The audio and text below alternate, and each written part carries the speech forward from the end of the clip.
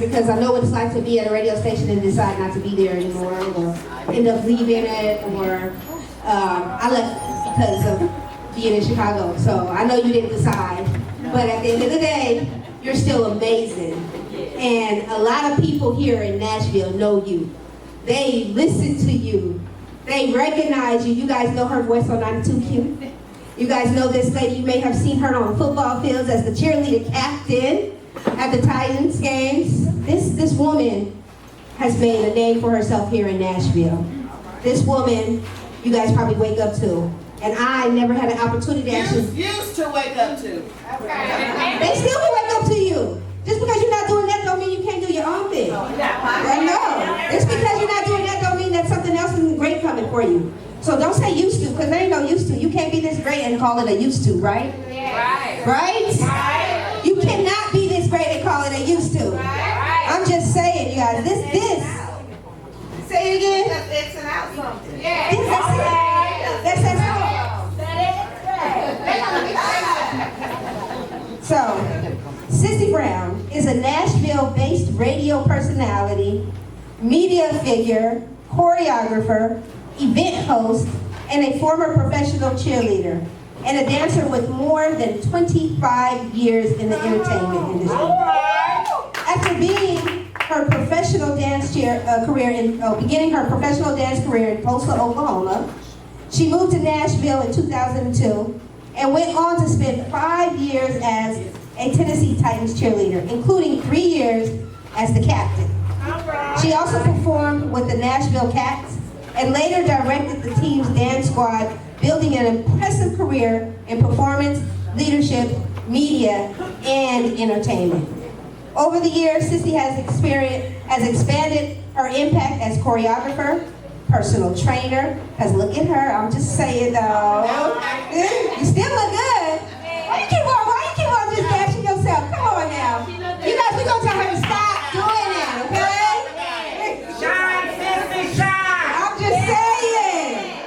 Okay, so she became a familiar voice in Nashville radio through 92Q and continued connecting with the community through hosting media and entertainment. Please help me recognize and honor and welcome Miss Sissy Brown. So you know the questions we're going to ask you. I know that you have a long history in being the voice for people. What has helped you be able to continue to wake up every single morning and still smile in the mirror, get up there, and make everybody else happy? What about you? What about me? What gets me up every morning to make people happy is because that's what I'm supposed to do. I feel like the blessing that comes to me is what I give out. Servitude has always been something for me because you don't do what I'm doing and be selfish. You cannot do what I do and be selfish. When I've been on the radio every morning, I don't know how many people listen to the 615 Wake Up, the Kenny Smooth Morning Show. I was on Saturdays, just everything. That was a piece of me. That's why I said used to hear me every morning, because I'm not on every morning more. So it's kind of subjective what I was saying. It wasn't a dig at me because I know who I am and I know whose I am. But when I started this whole journey, you know, I was a cheerleader first. And I was like, what is my next journey? And people were like, your voice, you need to be on the radio. I really, really thought about it first. I said, I'm gonna pray about it. And I would see Kenny Smooth out at Level 88. How many of you guys are old enough to remember Level 88? You know? And I would say, let's do a radio show. He'd be like, send me a reel, because everybody always went to Kenny Smooth and said something. So I finally decided I needed to do something else to show him that this is what I wanted to do. And I would always speak it. Proverbs 18:21, like Markeisha said, there's power and there's death and life in the power of the tongue, and those who love it will eat its fruit. I'm eating the fruit, and I'm gonna keep speaking it, so I just kept on for 3 years. Kenny Smooth, 3 years. And then finally, when I got my social media up to about 50,000 people, and I was the director of the Nashville band, it was a team that was here just a couple of years. And we had an interview on the radio, and he heard my voice, and he said, okay, let's do something.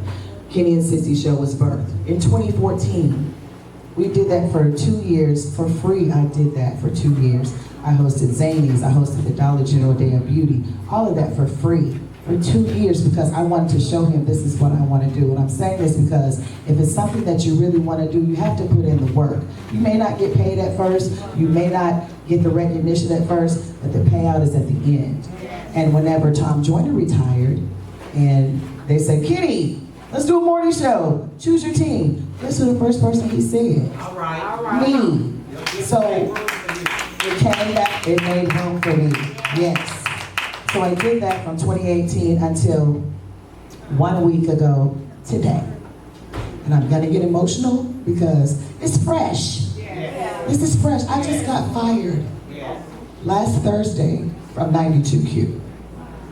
Not because of anything I did, because I asked. Was it something I didn't know? Budget cuts, and if you guys are looking at media and things, Cumulus is having a major layoff.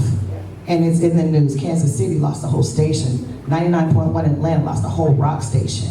So it's not just me.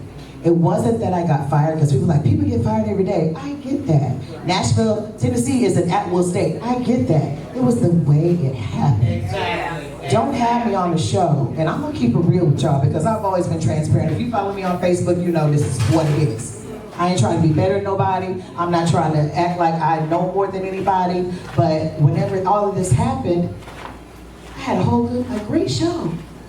And you called me in the office and tell me I'm fired. What? 2 of the 3 on the morning show. 1 stayed, 2 left. Whatever reason, that's on you. And when I got fired, I said, Lord, what's next? But I haven't had time to grieve for myself. I haven't had time to sit in my what is next. Now, I've gotten phone calls, I have connections, but people have called me wanting to do things, wanting to set things up, all that, and I really appreciate it and I'm thankful. But Sunday, my husband, right there, had to go to the emergency room. He's thinking he was constipated. Baby, I'm telling the story, I'm just being transparent, okay? I'm just letting it go. He didn't know I was gonna do this. We went to the ER. Get there, they say, okay, something's going on. Your blood pressure is sky high, your blood sugar is sky high, everything. Check him. They decide to admit him. Have to stay overnight. Monday, we're at Southern Hills. 70% blockage in his heart. He had to have a stent put in his heart. You gotta stay another night. Come on Tuesday. He had a hematoma, is that what it's called? When it blows up, Tuesday, we gotta stay another night. I needed a minute. I went to IHOP, I cried in the car, I had my own moment. I didn't want to talk to nobody, people were calling me and messaging me. I didn't want to hear it. So when I got back, they decided to let us go. Thank God. So we get home Tuesday at 6:30. 9 o'clock, my 34-year-old daughter calls me from Atlanta and tells me that she's being admitted into the hospital for her heart. Okay? This was at about 11 p.m. So I went to bed with my husband. I said, I'm going to Atlanta tomorrow. So yesterday, I drive to Atlanta. I get to the hospital, she's there. It's a weird thing. Her P valve is not normal. Most people's go up when your heart rate beats, hers goes down. So now she has to go see a cardiologist. She got released yesterday. I stayed because I want to see my baby. I wasn't gonna do no turnaround trip. I ain't doing that. I'm 54 years old, I ain't doing that. So yesterday, we stayed, I came back today. So I'm saying that to say, God will try, no, not God, I'm sorry, Lord, forgive me. The devil will try to come for you. And when he can't get to you, he gonna come for your family. And if you don't have the faith and the belief that God is everything, then he would have crushed me. Both my husband and my daughter are okay now, 100%. And I know this is just my test for my testimony. And I don't have to be on the radio because I was Sissy Brown before 92Q and I will be Sissy Brown after.